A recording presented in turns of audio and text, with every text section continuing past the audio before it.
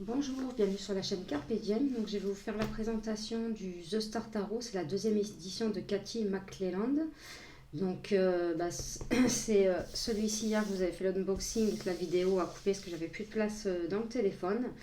Et en fait, le jour que je l'ai commandé, le lendemain ou 2 jours après, j'ai vu sur une chaîne qu'au mois de novembre, il sort en français.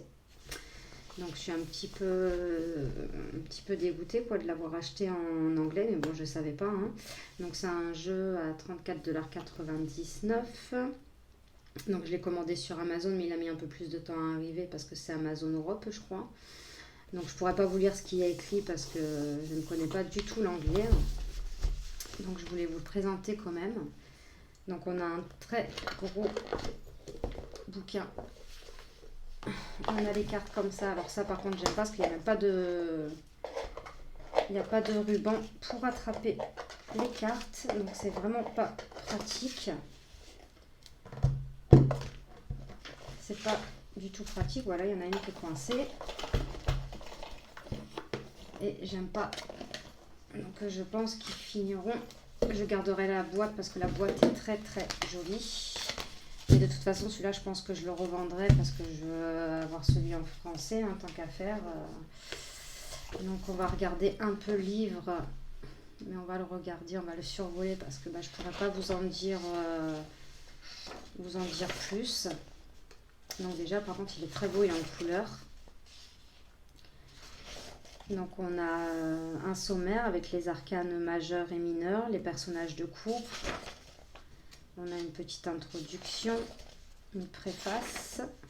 Donc là, on vous explique certainement les arcanes majeures. Et là, on commence directement avec les explications. Donc là, on a la carte illustrée en couleur avec le titre de la carte. Je pense que ça doit être une petite phrase clé. Là, ça doit être le descriptif de la carte. Et ça doit être la symbolisme du fou ou le contraire. Parce que là, je vois image. Donc ça, je pense que c'est l'explication de l'image. Et ça, la description du fou. Donc c'est pareil pour toutes les majeures. Et après, là c'est les mineurs. Hop. Donc voilà, on a une explication sur les mineurs. Voilà. Donc il y a aussi apparemment sur les éclipses lunaires. Donc on vous explique la suite de bâtons, la suite de coupes, la suite des épées, la suite des pentacles. Voilà la Terre, hein, les signes astrologiques. Et là on a la carte. Donc on commence par... on vous explique les as, pardon. Donc là on a l'as de bâton. Donc là ça reprend les signes astrologiques, les éléments, la lune, les saisons. Ça doit être quelques mots-clés. L'explication de la carte. Et en fait le livre a été fait avec tous les as. Après tous les deux, ainsi de suite. Donc, et après là, on a les personnages de cour. Donc qui ont été renommés, hein, prince, princesse. Donc, voilà.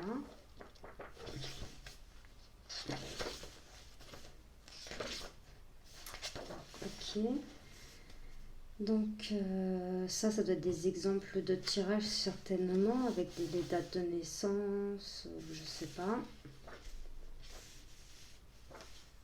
Voilà, on reprend les interprétations avec les majeurs. C'est dommage, hein, parce qu'il a l'air d'être pas mal le livre. Il a l'air d'être pas mal. Donc là, c'est passé sur les symboles, des mots-clés sur les symboles, je pense.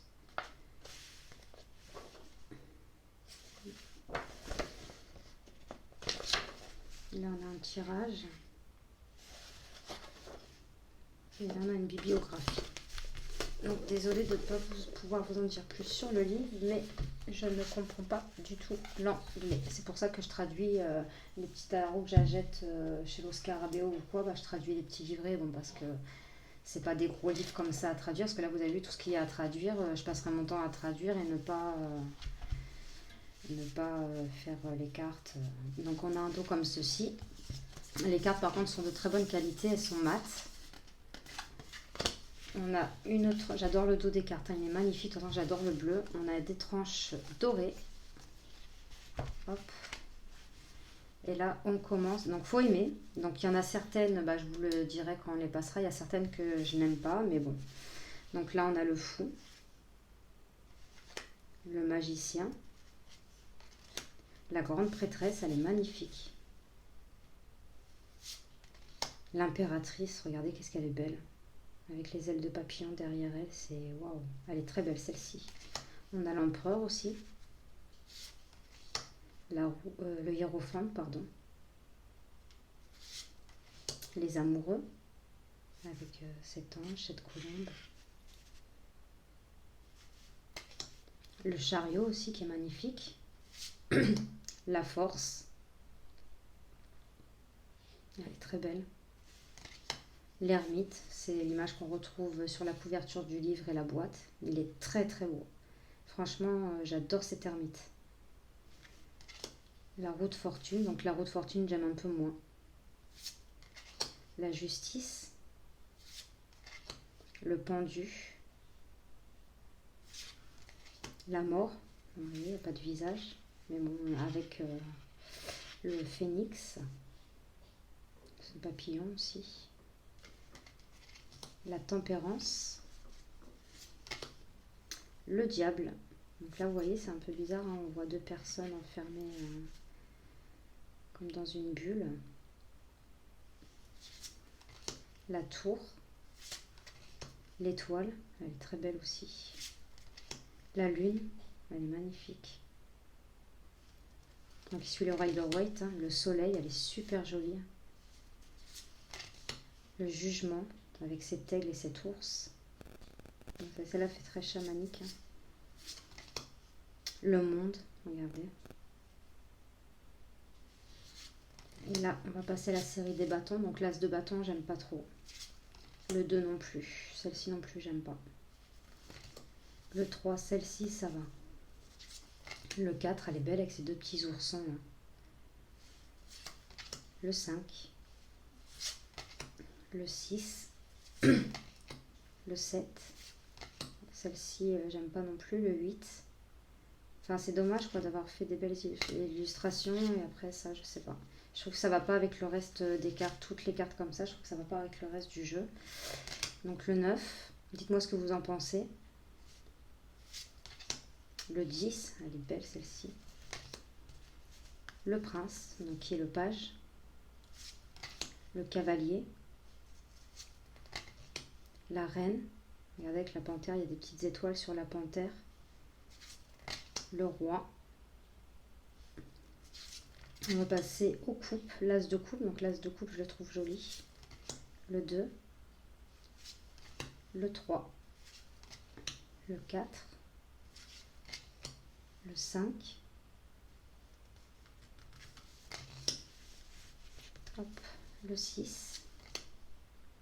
Le 7. Le 8. Le 9. Le 10. La princesse, donc le page. Donc vous avez vu tout à l'heure dans les bâtons, c'était un homme et là c'est une femme. Le cavalier. La reine, magnifique reine. Et le roi. Donc après la série des pentacles. Donc je le trouve très beau cet as de pentacle. Avec l'arbre de vie. Avec celle-ci j'aime pas, voilà. Je sais pas pourquoi. Pourquoi ils nous font des belles illustrations comme ça et après ils mettent ce genre d'image. Le 3. Le 4. Le 5, elle est magnifique. Le 6. Le 7. Le 8. Le 9. Le 10. La princesse, donc là on retrouve encore, c'est pas un prince, c'est une princesse. Le cavalier. La reine, regardez cette reine de pentacle. Avec le petit ourson qui dort là. Là on a des petits cœurs. C'est super beau. Le roi, avec cette licorne. l'as d'épée, moi j'aime pas trop. Le 2.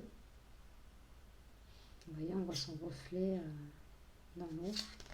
Le 3. Le 4. On dirait que les ours veillent sur le personnage qui est allongé. Le 5, j'aime un peu moins. Le 6. Le 7, avec ce beau cerf blanc. Et vous voyez, là, le reflet, il n'a pas les bois. Le 8, celle-ci, j'aime pas trop. Le 9. Le 10, celle-ci non plus, j'aime pas. Le prince, donc là, on a personnage masculin. Le cavalier. La reine. Et le roi. Donc, voici pour la présentation du The Star Tarot. Donc si vous comptez l'acheter, attendez, au mois de novembre il va sortir en version française. Ne l'achetez pas maintenant, à part pour les gens qui connaissent l'anglais, ça serait dommage quoi. Donc n'hésitez pas à me mettre des commentaires, à me dire ce que vous en avez pensé de ce tarot. N'hésitez pas à mettre un petit pouce et à vous abonner. Moi je vous fais de gros bisous et je vous dis à de prochaines vidéos. Merci.